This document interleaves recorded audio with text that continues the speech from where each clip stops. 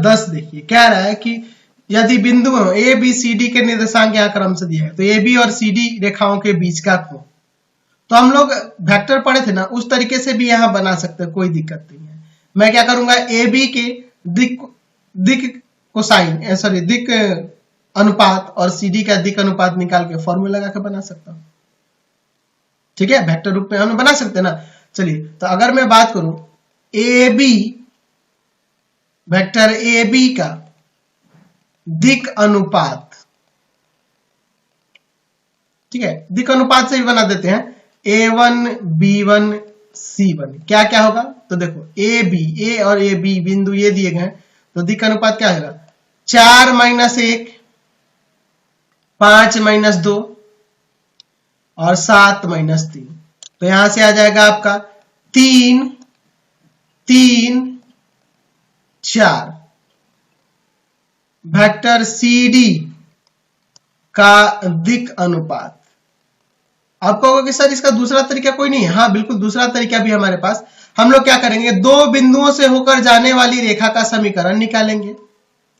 ठीक है, आप सोचो ना, दो बिंदु से होकर जाने वाली रेखा का समीकरण x - x1 by x2 - x1, y - y1 by y2 - y1 और z - z1 by z2 - z1, यही ना निकालते। तो इन दोनों से होकर जाने वाली रेखा का समीकरण ऐसे निकालते, तो नीचे जो मान आता यही आपका ए बी सी होता, A1 B1 C1 यही होता।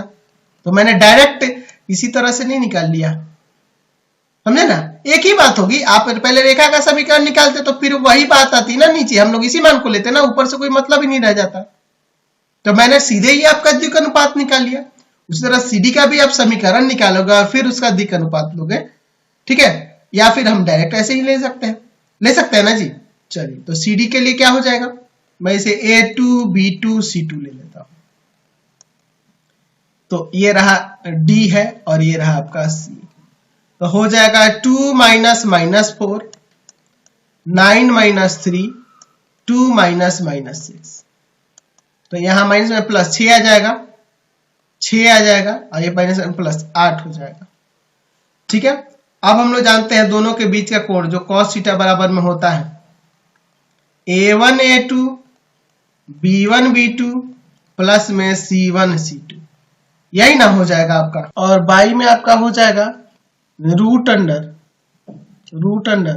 A1 का स्क्वायर प्लस B1 का स्क्वायर प्लस C1 का स्क्वायर और फिर रूट अंडर A2 का स्क्वायर प्लस B2 का स्क्वायर प्लस C2 का स्क्वायर, ऐसे लिखेंगे ना। चलिए, तो आगे आप सॉल्व कर दो, इसे सॉल्व कर दोगे तो निकल जाएगा। आप निकाल के देख सकते हो, यहाँ पे देख सकते हो, यहाँ पर इस तरह से निकाल के देख सकते हैं। 3 × 6 प्लस 3 × 6 प्लस 4 × 8 और बटा में रूट अंडर, यहाँ पर हो जाएगा आपका 3 का स्क्वायर प्लस 3 का स्क्वायर प्लस 4 का स्क्वायर और रूट अंडर यहाँ हो जाएगा 6 का स्क्वायर प्लस 6 का स्क्वायर प्लस 8 का स्क्वायर। या हम दूसरा तरीका भी देख सकते हैं कि A1/A2, यहाँ पे देखो A1/A2 का मान निकालोगे तो आपका 3/6 कट के 1/2 आएगा, 1/2 आएगा। B1/B2 भी निकालोगे तो वही 3/6 कट के 1/2 आएगा। और C1/C2 भी निकालोगे तो ये 4/8 है, कट के 1/2 आएगा। तो जब तीनों अनुपात बराबर हो जा रहा है, A1/A2 बराबर है B1/B2 और बराबर है C1/C2, तीनों अनुपात बराबर हो जाने का तात्पर्य यही ना हुआ कि जो कोण होगा थीटा वह क्या होगा, 0 होगा। वह कोण कितना होगा, 0 होगा। समझ गए ना। आप यहाँ पे भी रख के देख लेना, ये सॉल्व करने पे 1 आएगा। तो cos थीटा 1 कितने के लिए होता है, 0 के लिए होता है कि नहीं, समझ गए। चलिए